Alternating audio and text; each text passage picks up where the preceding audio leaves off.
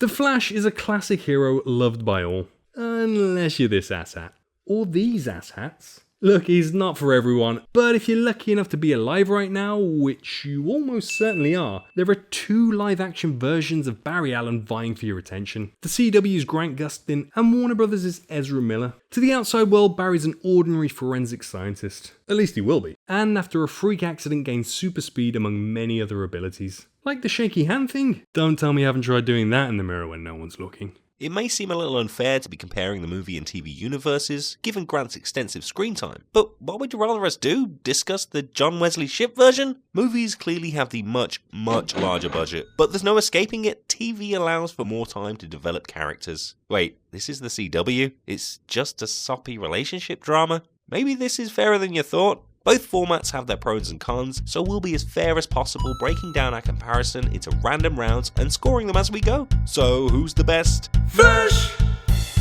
Ah! Round 1, costume. Like most comic heroes, Flash wears a skin-tight leotard, something that doesn't always translate well to live action, and both TV and movie have smartly opted for a different approach. The CW's version is, let's be honest, low budget, but to the show's credit, the look has evolved over the years, going from crappy to slightly less crappy, and in 4 years they still haven't figured out a way to make a functional cowl. How many times have we seen this edit? Despite limitations, the CW have done a decent job bringing the costume to the small screen. I mean, at least they've learned a thing or two since Smallville. First glimpsed in Suicide Squad, we didn't really see the suit in BVS. The movie's costume departs even more from the classic look. As explained by Old Man Wayne, this universe's costume is purposed to reduce friction and heat. The TV show addresses this issue too, but come on Cisco, were you seriously planning to give this to fire and rescue crews? Needless to say, it doesn't exactly look aerodynamic, so the movie version makes sense in comparison, despite it looking like a rejected Power Rangers suit. It's a prototype though, so like the TV version, there will be revisions over time.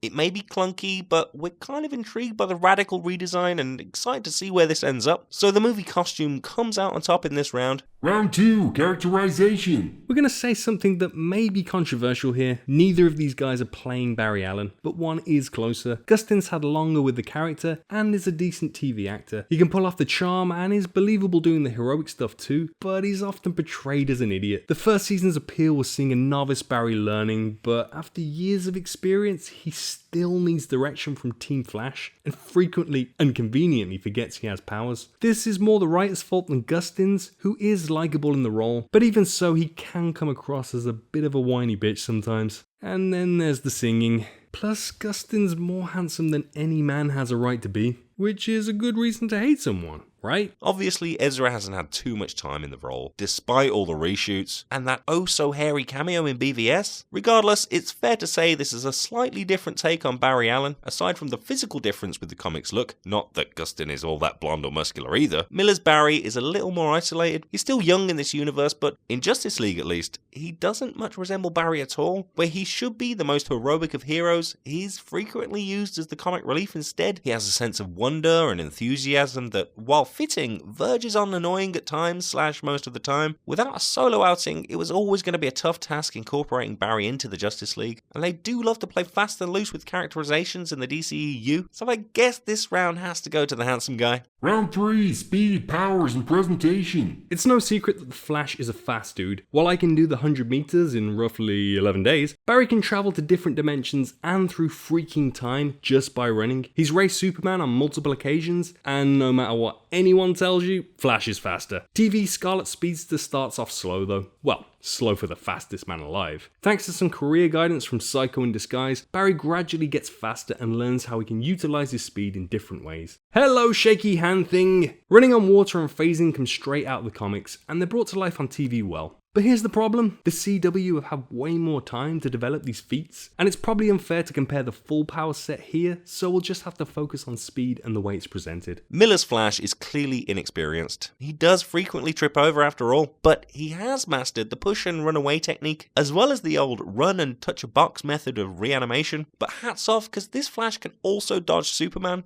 for the most part, so he's pretty darn quick. And we know that future Barry will travel through time to give Batman a dream message, so he will get faster. That is, if this universe doesn't get canned before it happens. In terms of look and speed, we're giving Ezra the nod here, pretty much based on superior CGI budget. Gustin, by contrast, is clearly running on the spot, and there's an elegance to Ezra's speed skating style. Let's face it, if there's one thing Zack Snyder is qualified to do, it's Super slow motion.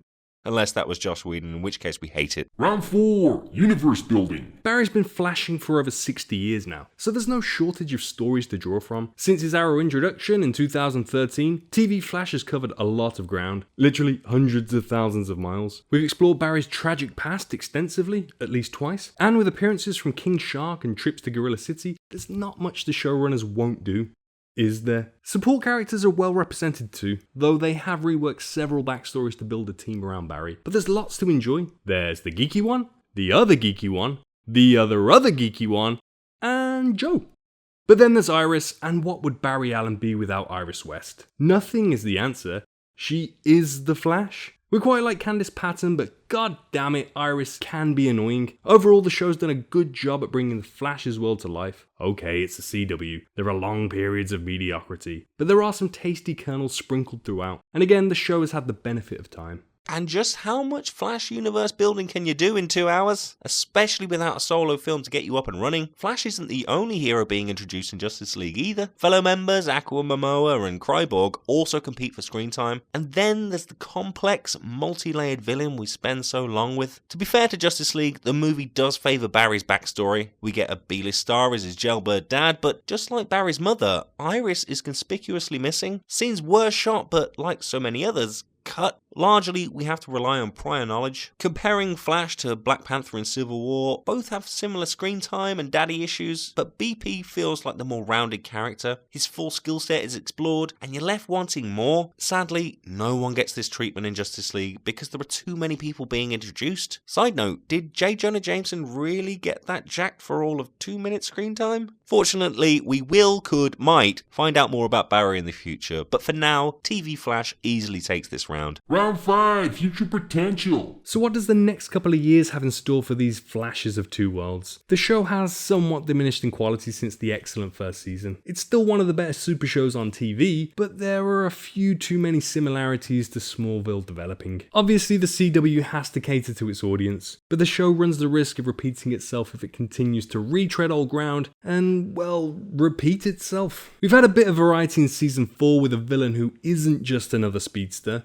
He's a thinker, and he's really quick, just not physically. On the movie side, the future is looking bleaker. Justice League did crappy business, and with Batfleck's future in doubt, this could turn into quite a mess. Of the core cast, Goddard and Miller have gone down best with audiences, but the Flash solo movie has been in development hell for a couple of years, losing 2 directors and still without a story. Rumour has it that Flashpoint is the preferred arc, which seems like a bizarre direction given this universe's infancy. But then, so was Superman's death. On the upside, Flashpoint means that Warners could course correct, like erasing Ben Affleck from the timeline altogether. Plus, we'll get to see Negan doing his thing, hopefully. Miller's Flash could go on to become iconic, but given all the question marks surrounding the DCEU's future, this round has to go to the TV version too. And who are we kidding? We're still going to keep watching, no matter how soppy things get. Mostly for Cisco and Joe though. So there you have it. The best Flash is the TV version, at least for now. But who's your favourite Barry Allen? And who do you think would win in a fight? Like, for reals? Feel free to shout at us in the comments, and if you haven't already, why not like and subscribe? If you want to get our opinion on Justice League or any of the other CBMs last year, you can check out this video. Or there's this other video which I won't say too much about because it means I can change the link later on if need be. Thanks for watching.